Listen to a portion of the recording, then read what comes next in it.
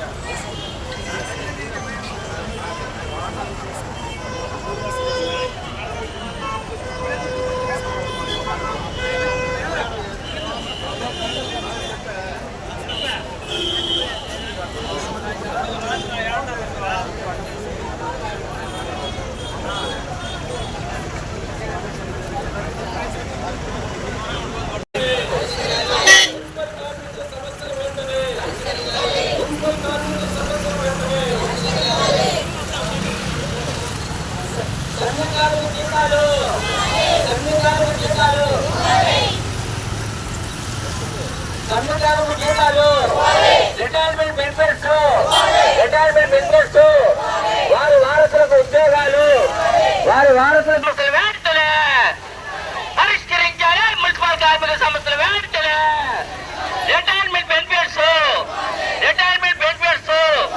సమ్మెకాలపు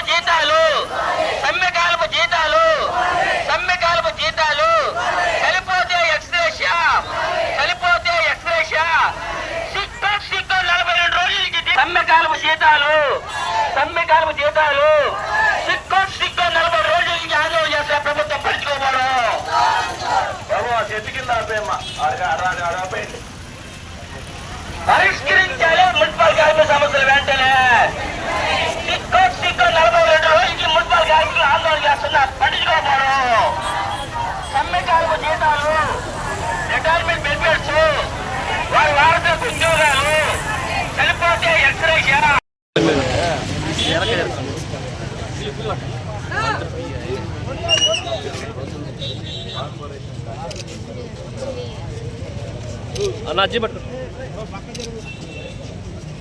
మేము అక్కడికి వచ్చి ఇద్దామని అనుకున్నాం.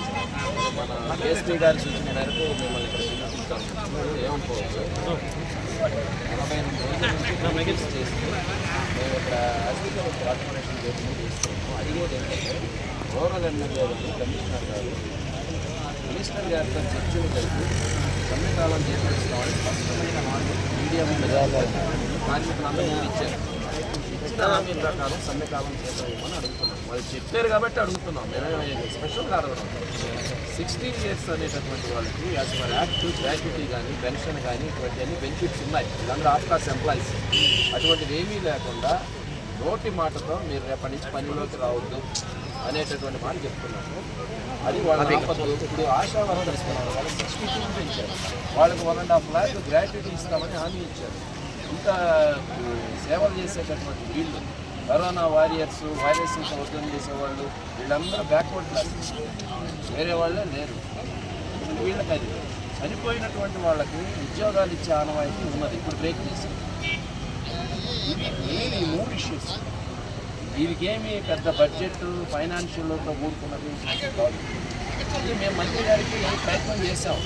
ఇప్పుడు మంత్రి గారు ఏదైతే మీరు సమ్మెకాలంలో సమ్మె చేశారో ఆ 42 రోజులకి మీరు ఏదైతే జీతాలు అడుగుతున్నారో 15 days ఆ 15 days ఖచ్చితంగా జీతాలు మినిస్టర్ గారు ఇస్తామని మార్చింది అంటున్నారు.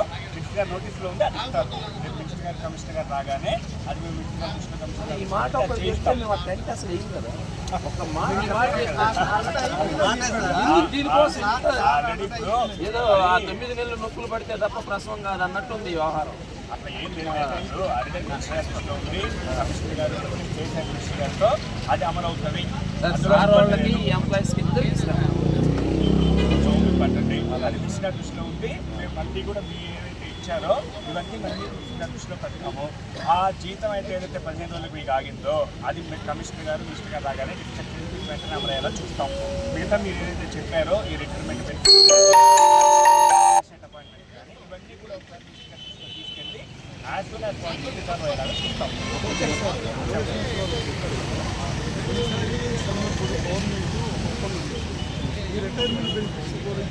పోయినసారి పోయిన గవర్నమెంట్ కానీ వాళ్ళు ఎక్కువ రోజులు అమలు చేయలేదు. కానీ వాళ్ళు ఇచ్చిన ఈ మాత్రం అమలు చేస్తారు.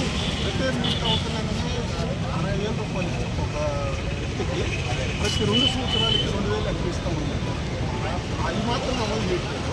ఆ గవర్నమెంట్ తీసుకొచ్చిన కార్మికులకు నష్టం ఇక్కడ చిన్న విషయం ఏంటంటే అందరూ డ్యూటీస్ బాయ్కాట్ చేస్తున్నారు. అది కంటిన్యూ అవుతుంది. ఎందుకంటే మాకు గ్యారంటీ అష్యూరెన్స్ వచ్చిందాక అది కంటిన్యూ అవుతుంది. ఇది శాలరీస్ వరకు అయితే ఆల్రెడీ మినిస్టర్ దృష్టిలో ఉంది. ఆ హామీ ఖచ్చితంగా నెరవేరుస్తాడు అందులో డౌట్ లేదు. కమిషనర్ గారు రూరల్ ఎమ్మెల్యే ఒక అధికార పార్టీ ఎమ్మెల్యే మంత్రితో మాట్లాడి బహిరంగంగా చెప్పినారు